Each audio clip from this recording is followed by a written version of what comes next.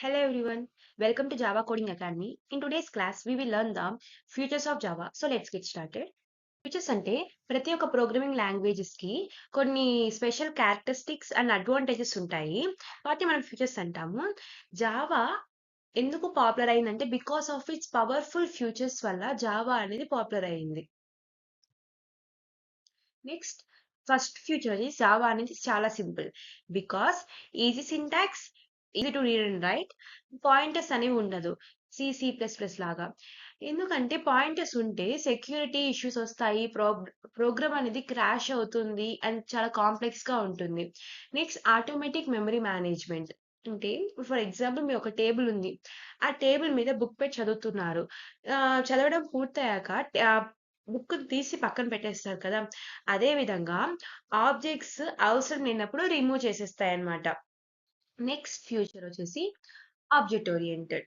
is an object oriented programming language because it uses class and objects to organize and develop programs. ఒక programme ని organise చేయాలన్నా develop చేయాలన్నా Java classes ని objects ని use చేస్తాయి. So concept అనేది చాలా ఇంపార్టెంట్. దానికి 4 పిల్లర్స్ ఉంటాయి: encapsulation, inheritance, polymorphism, abstraction.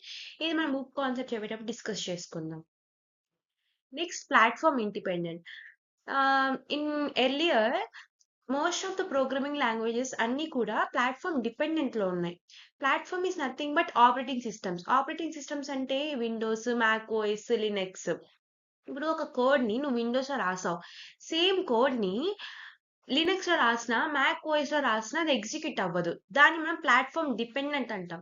Platform independent అంటే ఏంటంటే ఒక కోడ్ ని రాసామనుకో, ఆ కోడ్ విండోస్ లో రన్ అవుతుంది, లినక్స్ లో రన్ అవుతుంది, మ్యాక్ ఓఎస్ లో రన్ అవుతుంది without modifying the source code.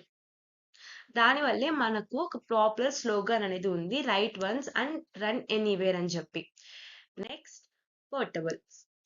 Portable అంటే ఒక జావా ప్రోగ్రామ్ ని ఒక సిస్టమ్ లో నుంచి ఇంకొక సిస్టమ్ లోకి మూవ్ చేయడం అన్నమాట.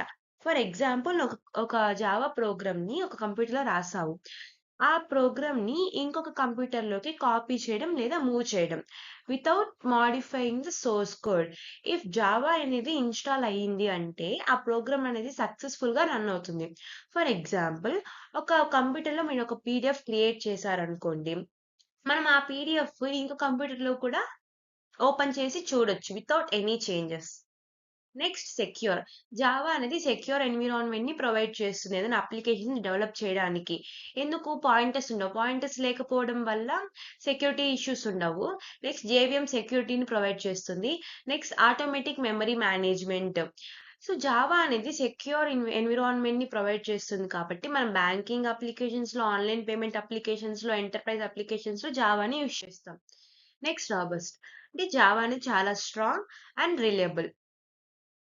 ఎలా అంటే ఏం ఎర్రర్స్ వచ్చినా, ఏ అన్ఎక్స్పెక్టెడ్ సిచ్యువేషన్స్ వచ్చినా జావా అనేది హ్యాండిల్ చేస్తుంది ఎఫెక్టివ్ వేలో. ఇప్పుడు ఎక్సెప్షన్ హ్యాండ్లింగ్ ఉంది. ఎక్సెప్షన్ హ్యాండ్లింగ్ అంటే ఏంటి?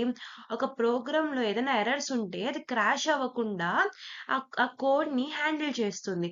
నెక్స్ట్ గార్బేజ్ కలెక్షన్ అంటే ఏంటి? ఏమైనా అన్యూజ్డ్ ఆబ్జెక్ట్స్ ఏమైనా ఉంటే వాటిని క్లియర్ చేస్తుంది, రిమూవ్ చేస్తుంది.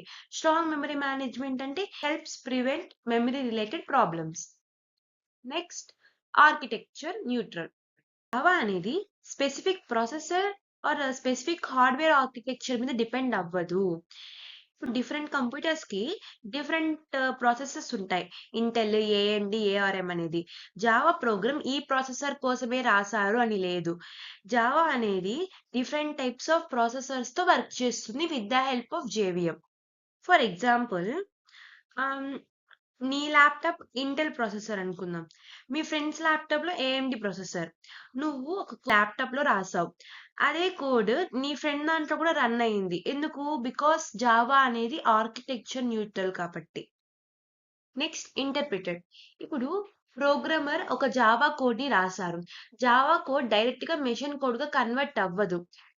జావా కంపైలర్ అనేది ఫస్ట్ బైట్ కోడ్ గా కన్వర్ట్ చేస్తుంది, అంటే ఇంటర్మీడియట్ లాంగ్వేజ్ గా కన్వర్ట్ చేస్తుంది.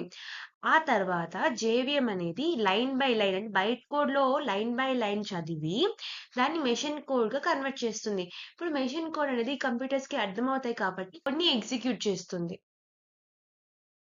Next high performance. జావా అనేది ప్రోగ్రామ్స్ ని చాలా ఫాస్ట్ గా అండ్ ఎఫిషియెంట్ గా రన్ చేస్తుంది. ఎందుకంటే జావా జేఐటీ కంపైలర్ అంటే జస్ట్ ఇన్ టైమ్ కంపైలర్ ని యూజ్ చేస్తుంది ఎగ్జిక్యూషన్ స్పీడ్ ఇంప్రూవ్ అవ్వడానికి. జేఐటీ కంపైలర్ ఏం చేస్తుందంటే ఫ్రీక్వెంట్ గా యూజ్ చేసిన కోడ్ ఉంటుంది కదా, ఆ కోడ్ ని మెషిన్ కోడ్ గా కన్వర్ట్ చేస్తుంది. దానివల్ల ప్రోగ్రామ్స్ అనేది ఫాస్ట్ గా రన్ అవుతుంది అండ్ మంచి పర్ఫార్మెన్స్ ని ఇస్తుంది. ఫర్ ఎగ్జాంపుల్, నువ్వు మీ కాలేజ్ కి ట్రావెల్ చేయాలనుకుంటున్నావు అనుకో, ఫస్ట్ డే నీకు రూట్స్ అనేది క్లారిటీ ఉండదు కాబట్టి నువ్వు గూగుల్ మ్యాప్స్ ని యూజ్ చేస్తావు అండ్ కొంచెం స్లోగా వెళ్తావు. కొన్ని రోజుల తర్వాత నీకు ఆ రూట్స్ అనేది క్లారిటీ వస్తుంది కాబట్టి నువ్వు ఈజీగా అంటే ఫాస్టర్ వేలో వెళ్తావు. అదే విధంగా జేఐటీ కంపైలర్ నువ్వు ఫ్రీక్వెంట్ గా యూజ్ చేసిన కోడ్ ని గుర్తుపెట్టుకుంటుంది. గుర్తుపెట్టుకొని ఫాస్ట్ గా ఎగ్జిక్యూషన్ చేస్తుంది. Next multi-threaded. మల్టీ-థ్రెడెడ్ అంటే Java can perform multiple task simultaneously with in a program. For example, నీ మొబైల్‌లో నువ్వు మ్యూజిక్ వింటున్నావు, వాట్సాప్‌లో చాట్ చేస్తున్నావు, ఫైల్‌ని డౌన్‌లోడ్ చేస్తున్నావు. ఈ 3 టాస్క్‌ని సేమ్ టైమ్‌లో పర్ఫార్మ్ చేస్తున్నావు. దాన్ని మనం మల్టీ-థ్రెడెడ్ అంటాము. అదేవిధంగా this allows a program to perform more than 1 task simultaneously. Next distributed. For example, ఒక టాస్క్‌ని పర్ఫార్మ్ చేయాలనుకుందాము. ఒక కంప్యూటరే అన్ని వర్క్‌ని చేయలేదు. నెట్వర్క్‌లో మల్టిపుల్ కంప్యూటర్స్ అనేది కనెక్ట్ అయి ఉంటాయి. ఆ మల్టిపుల్ కంప్యూటర్స్ అనేది కమ్యూనికేట్ అవుతాయి, డేటాను షేర్ చేస్తాయి అండ్ కలిసి వర్క్ చేస్తే అప్పుడే ఒక టాస్క్ పర్ఫార్మ్ అవుతుంది. కంప్లీట్ అవుతుంది. సో, జావా అనేది నెట్వర్కింగ్ ఫీచర్స్‌ని ప్రొవైడ్ చేస్తుంది. అలాంటి అప్లికేషన్స్‌ని బిల్డ్ చేయడానికి. ఫర్ ఎగ్జాంపుల్, ఆన్‌లైన్ బ్యాంకింగ్ అనుకో. ఒక కంప్యూటర్ లాగిన్‌ని చెక్ చేస్తుంది. ఇంకో కంప్యూటర్ పేమెంట్‌ని ప్రాసెస్ చేస్తుంది. ఇంకో కంప్యూటర్ ట్రాన్సాక్షన్‌ని స్టోర్ చేసుకుంటుంది.